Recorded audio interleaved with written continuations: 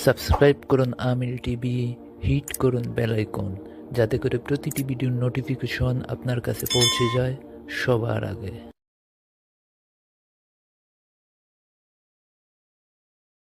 أعوذ بالله من الشيطان الرجيم بسم الله الرحمن الرحيم আসসালামু আলাইকুম রহমতুল্লাহ। বন্ধুরা, আপনারা সবাই কেমন আছেন? আশা করি ভালো আছেন। তো আপনারা ভালো থাকেন, সুস্থ থাকেন, সে দোয়া করি। বিয়ে হওয়ার একটি আমল আজকে আমি আপনাদেরকে দিব ইনশাল্লাহ। অনেক সময় দেখা যায় যে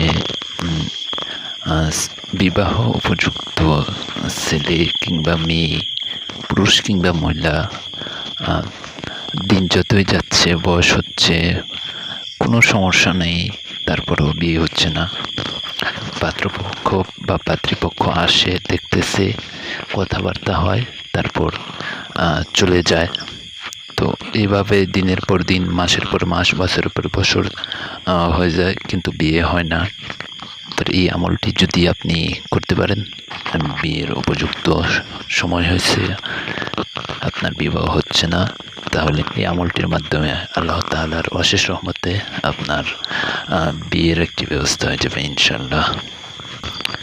তো মূল ভিডিওতে যাওয়ার আগে আপনাদের কাছে একটি গুজারিশ, বন্ধুরা, এই চ্যানেলটি নতুন, এই চ্যানেলটি সাপোর্ট করুন, লাইক কমেন্ট শেয়ার করুন, চ্যানেলটি বড় হতে সাহায্য করুন। চ্যানেলটি যত বড় হয়ে যাবে ইনশাল্লাহ, আস্তে আস্তে আমি তত খাস আমল, তত গুরুত্বপূর্ণ আমলগুলো, রাজ বিষয়গুলো আপনাদের সামনে শেয়ার করার চেষ্টা করবো ইনশাল্লাহ।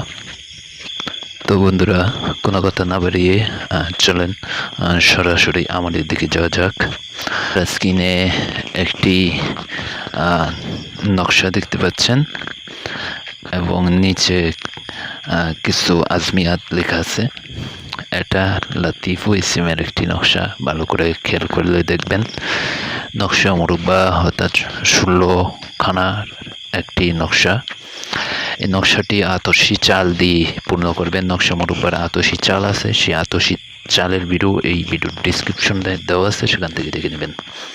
এই নকশাটি আপনি জাফরান দিয়ে লিখবেন, সবচেয়ে উত্তম হবে জাফরান দিয়ে লিখলে।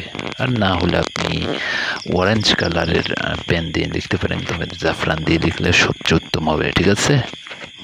চেষ্টা করবেন জাফরান দিয়ে লেখার জন্য।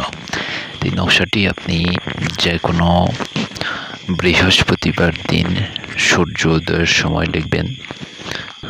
তাবিজ লেখার যেই সাধারণ নিয়মাবলী আছে সেগুলো আপনি পালন করবেন। শরীরে আতর মাখবেন, আপনি আগরবাতি জ্বালাবেন, তারপর আপনি কিবলামুখী হয়ে বসে সুন্দর করে নকশাটি লিখবেন। আর আপনি যদি মহিলা মানুষ হন তাহলে আতর ব্যবহার করবেন না আপনার শরীরে, ঠিক আছে? কিন্তু আগরবাতি জ্বালাতে পারেন, অসুবিধা হবে না ইনশাল্লাহ। লাতিফ ও ইসিমের এই নকশাটি লিখবেন। লেখা হয়ে গেলে আপনার সামনে যে আগরবাতি বা লুবান যেটা জ্বালাইছেন ওটার উপরে আপনার এই নকশাটি সুন্দর করে উপর করে ধরবেন। আর কমপক্ষে 5-6 মিনিট ধরে রাখবেন, যেন একদম সুগন্ধিময় হয়ে যায় আর কি। আগরবাতির ধোঁয়ায় বা লুবানের ধোঁয়ায় যেন একদম যে তাবিজটি লিখছেন সেই তাবিজটি যেন একদম ধোঁয়ায় সুগন্ধিময় হয়ে যায়।